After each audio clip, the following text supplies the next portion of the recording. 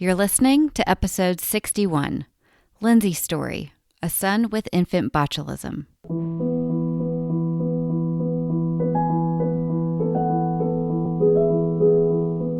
Hi, and welcome to the Child Life On Call podcast.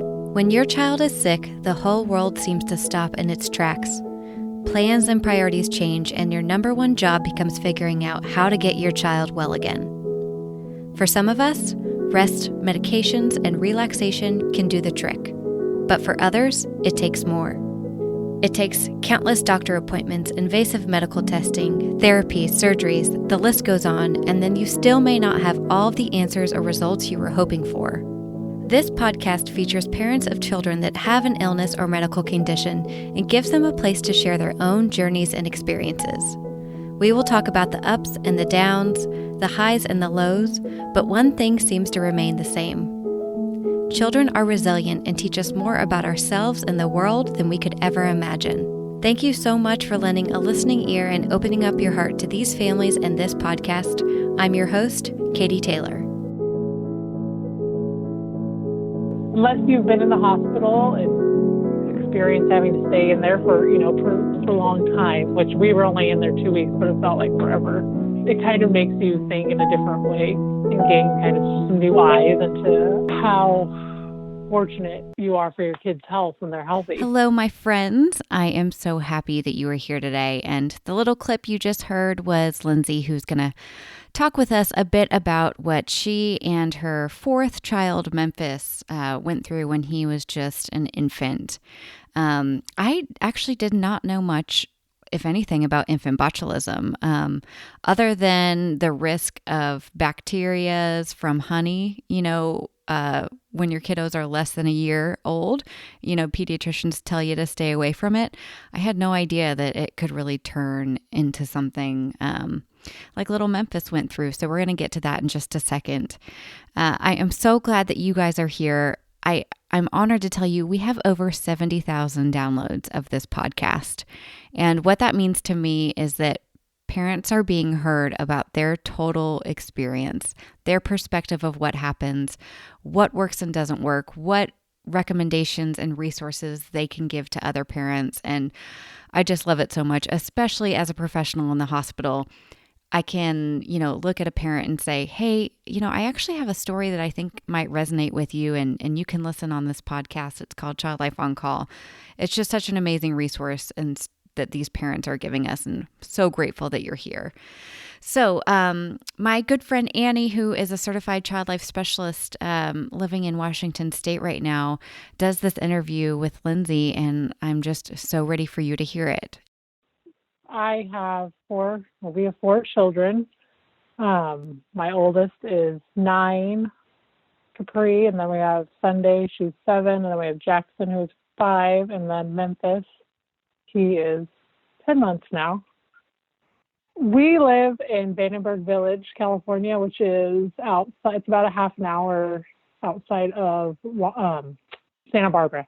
Leading up to kind of the time that y'all found out about what was going on with Memphis, tell us a little bit about that, how old he was, and things like that. So Memphis was 6 months at the time that we found out about the infant botulism. It started out like a normal, I thought it was a virus. He started just acting not right. He wasn't nursing at all, which was a big red flag to me. But I thought it was strange because he never had a fever. I was like, this is just a weird virus, because he was lazy and lethargic. And I actually thought he had a sore throat at first because he didn't want to nurse, and he was kind of acted like his throat hurt. So yeah, that's when I took him to the doctors, and they also thought it was a virus. 24 hours passed, and he was just going downhill more and more. And then I actually ended up going to the doctors again, the urgent care. And the pediatrician looked in his ears, and he's like, oh, he does have a slight ear infection. So I thought, well, that makes sense, why he's not feeling so good. He was super dehydrated, I think, at this point, because he wasn't having any wet diapers. And I knew that, but he still had tears. So the doctor's like, well, he's not clinically dehydrated. So they didn't press anymore to have any kind of like treatment for that. But so they gave us an antibiotic injection and sent us home again. That was like 3 or 4 in the afternoon, and then by 9 o'clock the next morning, that's when things had gotten really bad. I feel like that's when it took the real turn for the worst. He couldn't move at all at that point. His cry was almost non-existent. It was so weak, so quiet because he was so weak. And I knew it was really bizarre to me. This was my 4th kid, so I felt like I knew a little bit about, right, what happens when kids get sick. Yeah. That was totally like something I'd never even heard about other people, having with their little ones being sick. And I just remember looking at him he was laying on my bed, and I was texting my husband, and I'm like, I don't know if I should, call the doctor and go back to urgent care, or if I should just take him to the hospital at this point, because we had been to urgent care twice. So I'm like, there has to be something more here. I wasn't comfortable just taking that, it's a virus for an answer again.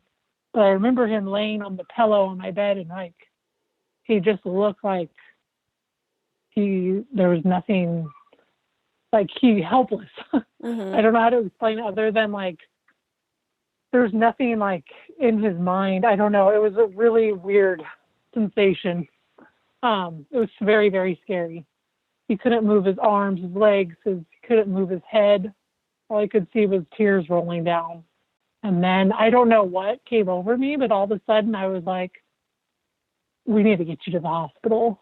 And I remember loading him up as fast as I could, rushing him down to the hospital, and they took us back pretty quickly. But once we were in the ER, the doctor's like, I'm really glad you got him here when you did, because I think if you would have given him another couple hours, he might have stopped breathing.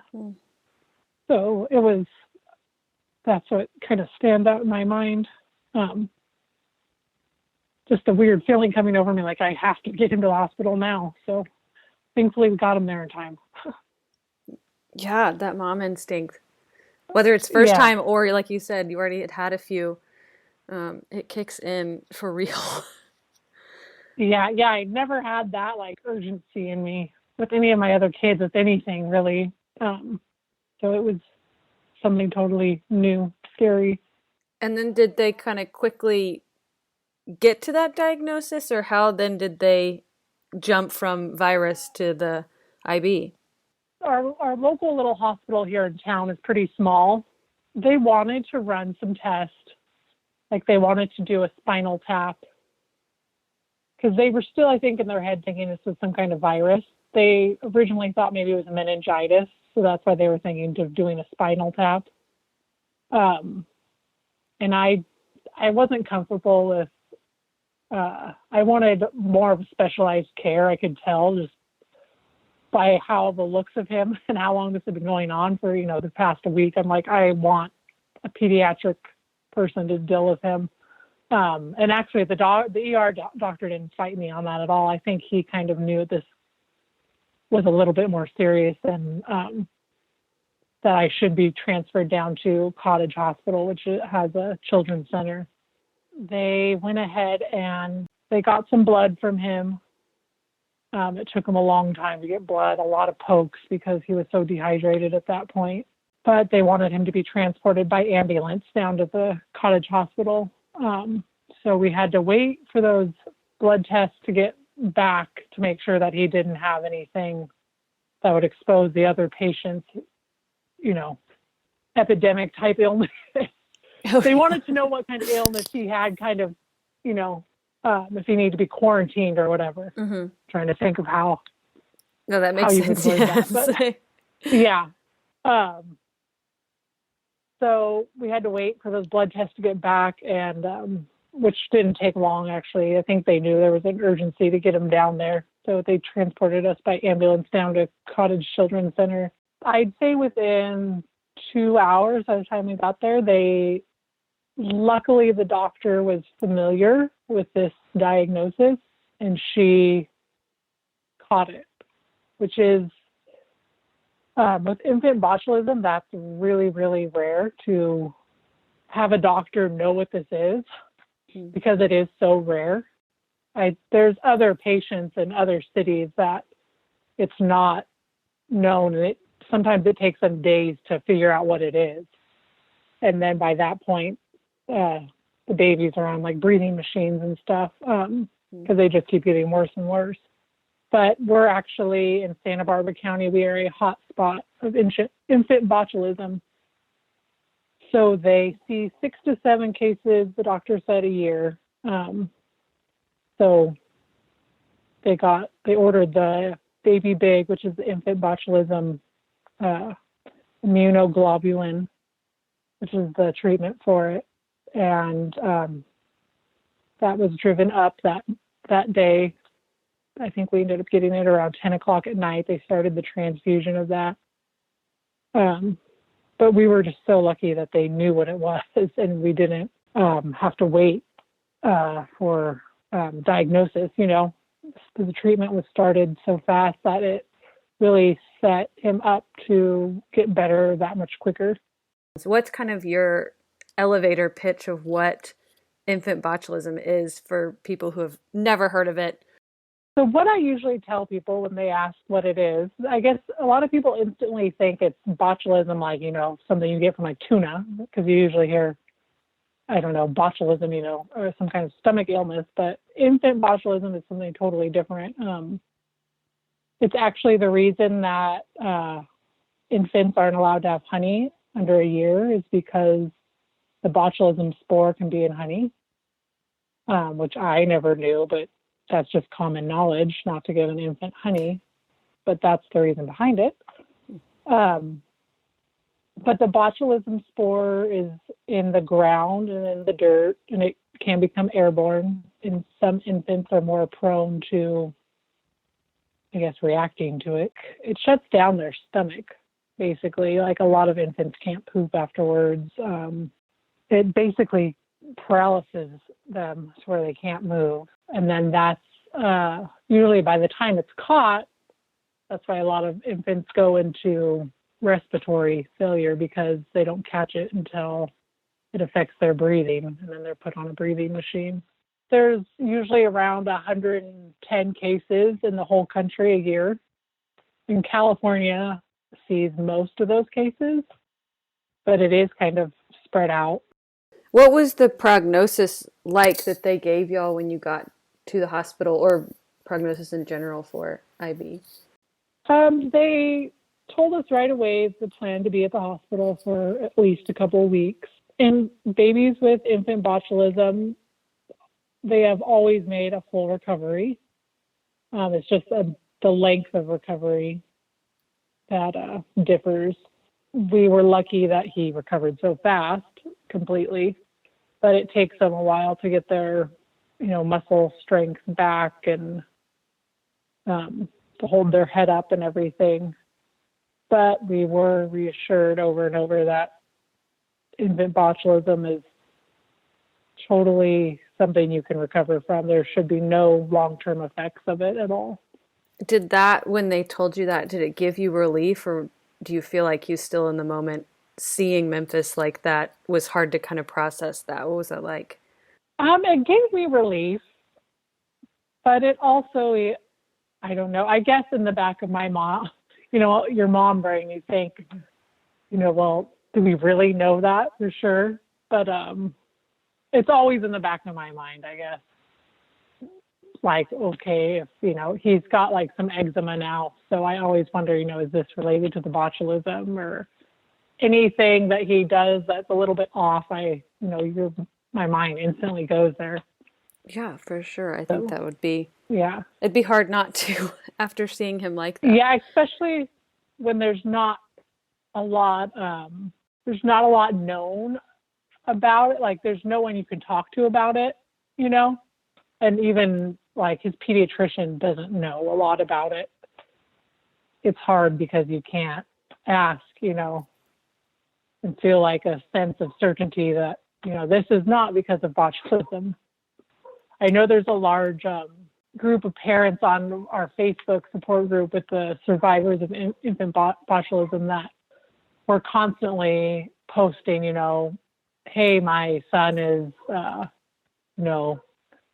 not eating well, or, anything. We always like ask each other, have you had any experience with this? Just to bounce it off of each other. I think a lot of the other parents feel the same way. Which totally makes sense. Yeah. Especially if it is something there are so many questions still about. I Yeah. wonder, kind of like going back to that time when they said, okay, you're going to be here a few weeks. As a mom of 4, and I assume, everybody was still at home, what was that like for you to still be, coming out of postpartum? I know you said you were still breastfeeding, so you had to stay. Kind of how did that work for y'all as a family?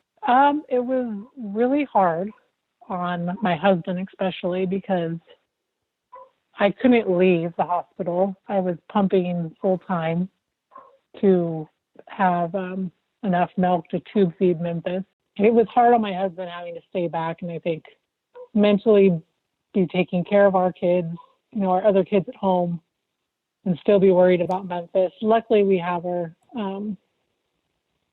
my husband's parents live in town with us, so they were able to help out a lot. But it was really mentally exhausting, especially not knowing any kind of time frame of, you're going to stay X amount of time, and just having to be patient and wait to see how slow or fast his recovery was going to go. I know being able to pump enough milk for Memphis was really exhausting for me because I wasn't able to keep up. And he had to have some formula through the tube. He was being tube fed, which kind of, I don't know, it made me sad, but it is what it is at that point. I wish I would have had a stock, like an emergency supply of milk, looking back. I guess that's what I tell other moms now. Sometimes, like, it's good to have some kind of emergency stock of frozen breast milk, just, I don't know, for any kind of case, emergency situation. But yeah, it was really hard on our kids also because they weren't allowed in the hospital with Memphis to see him because he was on the precautions, because he did test positive for rhinovirus, which, it's like a cold virus. And how long did y'all end up staying in the hospital? We were there for 2 weeks. 2 weeks exactly. He was discharged the day before Halloween. Was he, pretty active, and it was just kind of getting his strength back up, or what was that like at home? He still had to get his strength back up. He didn't have the stamina like he did. He got tired a lot easier. Nursing was still, because babies with infant botulism, feeding is kind of the last part of their recovery to fix itself, to build up that stamina to nurse and suck long enough to keep their weight up. And actually, when we got home, we had to do some weight checks because he was dropping weight. And the main reason is because he would fall asleep when he was nursing, and just because he was, recovering still. So that takes a lot of energy feeding. So that was scary. The first few weeks out was, wondering if he was going to keep his weight up. That was stressful. Oh, I'm sure as you're watching, his every move and he do any, or did y'all have to do any like therapies or anything once you got home, or were you kind of, once you got home, you were kind of on your own? We had no follow-up therapy. Although other babies with infant botulism, a lot of them do see like a speech therapist for feeding. Physical therapy, we finished up in the hospital, and they said that they were confident that he would just keep progressing, recovering, which he did. Do you feel like there's a point that you felt like you can kind of breathe and you're back in a rhythm? Yeah, he's doing really well. I don't feel like I guess that we're very lucky that way, and that's luckily the treatment that they have for infant botulism now, the recovery is so much faster. but he hasn't like missed any milestones or anything. I guess there's just a little bit of like, I don't know. I think about other babies getting it now. I think that's more of, my emotions playing with me. But yeah, he's doing really well. I can't directly relate to the infant botulism, but he has like, some eczema and stuff. It took him a little longer to, I feel like, start solid foods regularly. That's taken him a little bit more time, which is normal with the botulism. But other than that, I feel really blessed that he's been able to live normally. I feel like it's kind of getting in the past now. But anything that goes, any kind of like he's had a cold, the last couple of weeks, it's, cold and flu season. So we've had some colds in our house, and he caught a cold that, sent me and my husband into kind of, a worry state of, is he okay? Keeping an extra close eye on him. We don't want him to get a virus, His immune system doesn't seem to be as strong as like my other kids, and that's pretty normal with botulism babies, that they can have a little bit of a slower immune system. And I wonder, you mentioned even like telling moms to have an extra, milk supply, and then that your kind of heart is now for other babies. What are things that you feel like you talk to moms about more now, or, friends that have babies? What are kind of your hot topics you feel like are really important that you want to spread now that you've gone through this experience? I think obviously the botulism awareness. I don't think a lot of people know at all what infant botulism is. The honey, the botulism being in honey, and they're not giving it to any infants under age 1. I've just noticed after being on Facebook and kind of, the mom community, that especially with a lot of the natural remedies now of, give honey for a sore throat, or like elderberry syrup. A lot of elderberry syrup recipes online have honey in them. So I'm always preaching to moms, it's not just for, I guess it's not just being overly cautious with the honey, keeping them off honey for the first year. It's a real issue, and it could really, be a bad thing. Especially if there are families that have multiple kids, and so they're used to, whether it's the elderberry or things, not thinking about it with the younger ones. Yeah, the elderberry especially is a big one right now because that's so popular. But I've ran into like a couple of moms on Facebook that are like, oh, well, I give my baby honey. It's just being overcautious if you do it past like eight months. And I immediately stepped in and said, hey, no, it's not. This is a real warning. There's a real reason behind it. And then also moms in California, I guess. I guess the whole West Coast, because it's affected a lot of moms in Washington. Also, is the botulism in the spore in the dirt.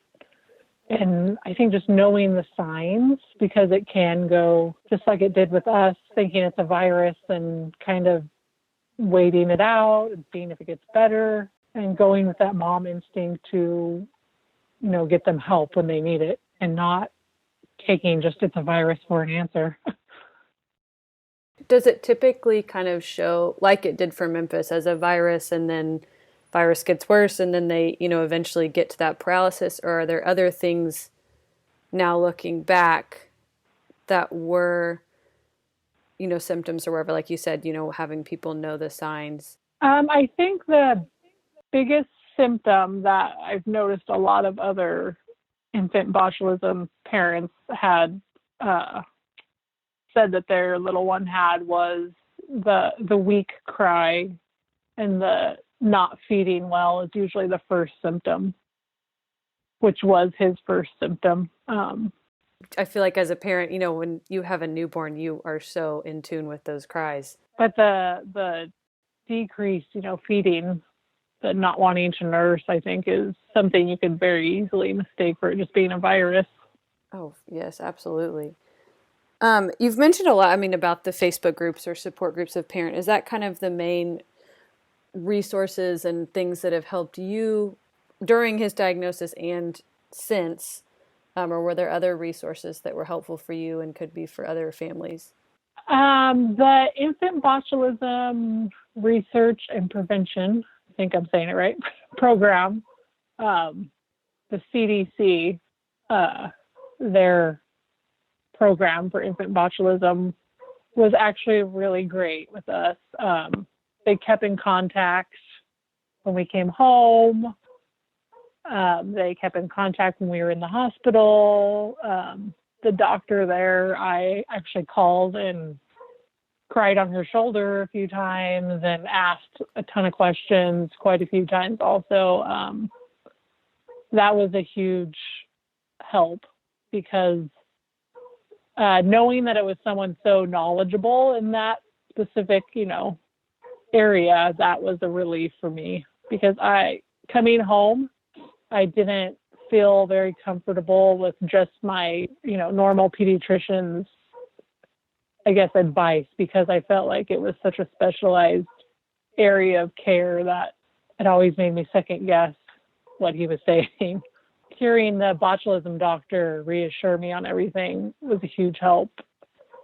And actually, other parents from the Facebook group that is there for botulism parents, Botulism Prevention and Research Program actually referred me to that Facebook group. And they actually send you a letter when your diagnosis is confirmed, and they give you a name to two other families that have gone through the botulism as well, and they give you their email and phone number, and you can connect with them. So they were a lot of support. I guess maybe one other thing that kind of pops in my head is, so when the treatment for the infant botulism is the baby big, which is an immunoglobulin, which means Memphis can't have any live virus vaccines for a year after he receives that treatment. So that's been one other thing that's been a little bit scary for us is he can't have his measles vaccine. He couldn't have the flu vaccine. So that's why I've been a little bit more crazy about germs. Oh, that's totally fair.